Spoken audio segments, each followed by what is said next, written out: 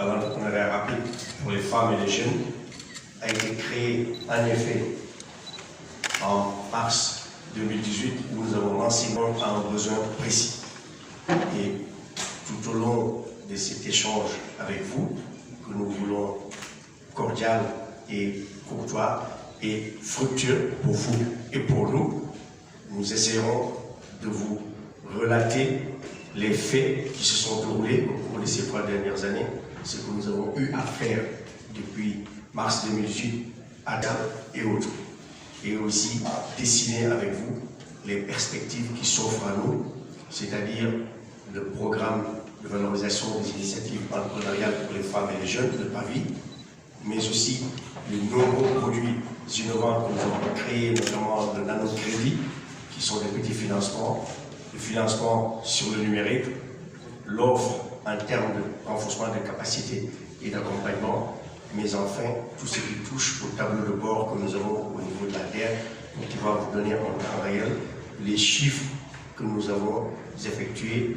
et les résultats que nous avons effectués sur l'ensemble du territoire national, dans les 14 régions, les 45 départements et les 552 communes de notre pays.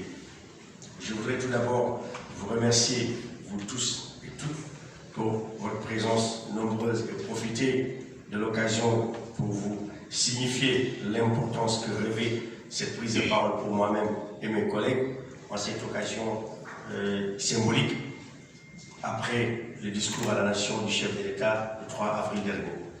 Elle nous offre aussi la possibilité de présenter un panorama efficace et réaliste du bilan de notre structure, comme je disais, Zalis, dans un contexte où l'importance de l'emploi des jeunes est cruciale, mais aussi celui des femmes. Il nous est important à la DER de vous présenter de manière fixe et régulière qu'a lieu cette conférence de presse à travers laquelle nous rendons publiques les actions que nous menons en faveur de l'autonomisation économique des femmes et des jeunes depuis 3 ans. La DER, comme je disais tout à l'heure, est une structure qui s'associe aux opérateurs nationaux, économiques, secteur privé, dédiés à l'emploi, à la formation, au financement et à l'emploi et à l'insertion d'urgence pour l'emploi et l'insertion socio-économique des jeunes, lancé le 3 avril 450 milliards de francs CFA, donc 150 milliards cette année. En ligne avec ces engagements du président de la République en faveur d'une meilleure inclusion socio-économique et territoriale, la DER/FJ poursuivra en 2021, comme elle l'a fait ces 3 dernières années, sa lutte contre la précarité, en soutenant la création d'emplois pour les femmes et les jeunes grâce à la promotion de l'entrepreneuriat, à la densification du tissu économique et social des micro, petites et moyennes entreprises. Enfin, je peux dire, sans me tromper, que depuis la création de la DER/FJ, que nous avons lancé tous ensemble, cette équipe qui est là, d'environ 140 à 150 personnes, nous avons tous commencé ensemble. Nous avons recruté au fur et à mesure des 3 dernières années.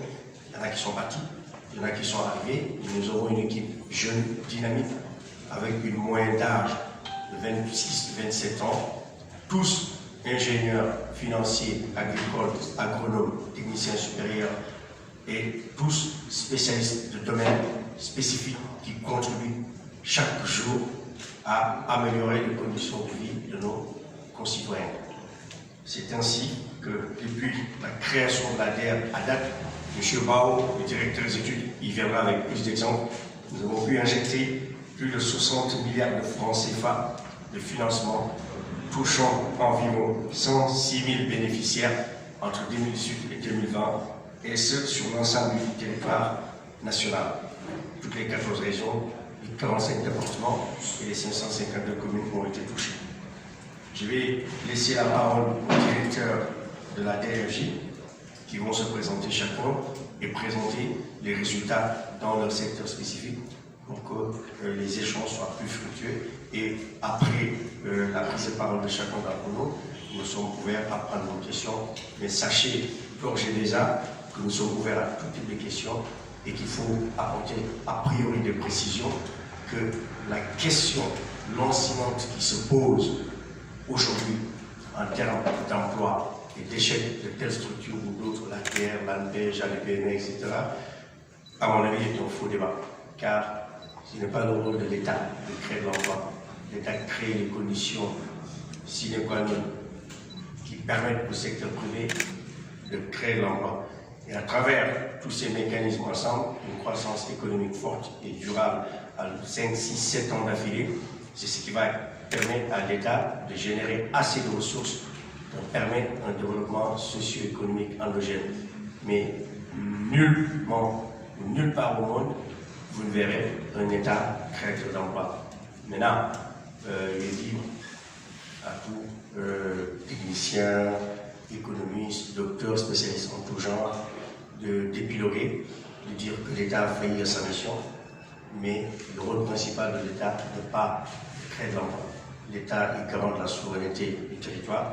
L'État souverain ou l'État régalien met en place les conditions optimales pour une éducation de qualité, la sécurité du territoire et des frontières, mais aussi l'harmonie et l'unité du peuple, comme l'a dit le président Macky Sall.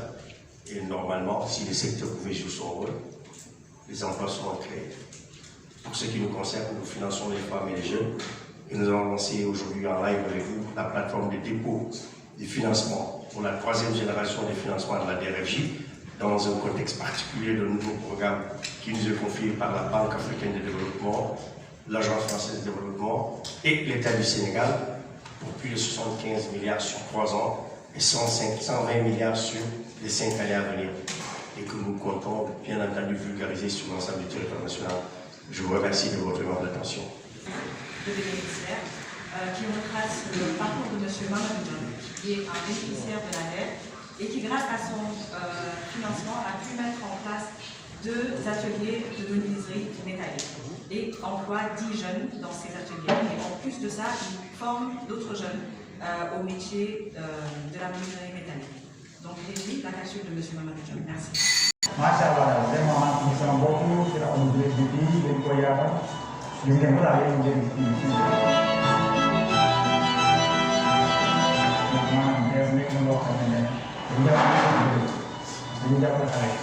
parce que boo xoolee si kuréelu xaar yu bëri mel ba pare lu mën a fay woote wax nañu ma wax financement par exemple si say conseillers ma xam ne en temps wax vraiment en business am man daal lu may teg waa DER mooy gën a jàppale jeunes yi souvent ñu pour kii artisanat parce que itam boo leen def atelier ba pare ay atelier ba pare te amoo yenn financement yi day daal di quoi parce que boo yéen ay bëri yow seen responsabilité ak transport yi ñu xam ne dañoo essence si àll bi ba mu jël sa oto bi ko day daal di def mais bu fekkee ne jàppale si côté renforcer équipement bi day gën a baax la am vraiment loolu su dee am na nekk xale am na responsabilité parce que man moo koy jàng seen de mos ma wax suñu kër donc si laa dem si métier bi te macha allah si lépp moom sama bi fu ma ko ne métier bi laa ko am kon nag yaakaar naa boo ko defee sa dëkk nga gëm sa bopp nga def li ngay def si nekk lu ngay def pour man yàlla mën na laa si borom.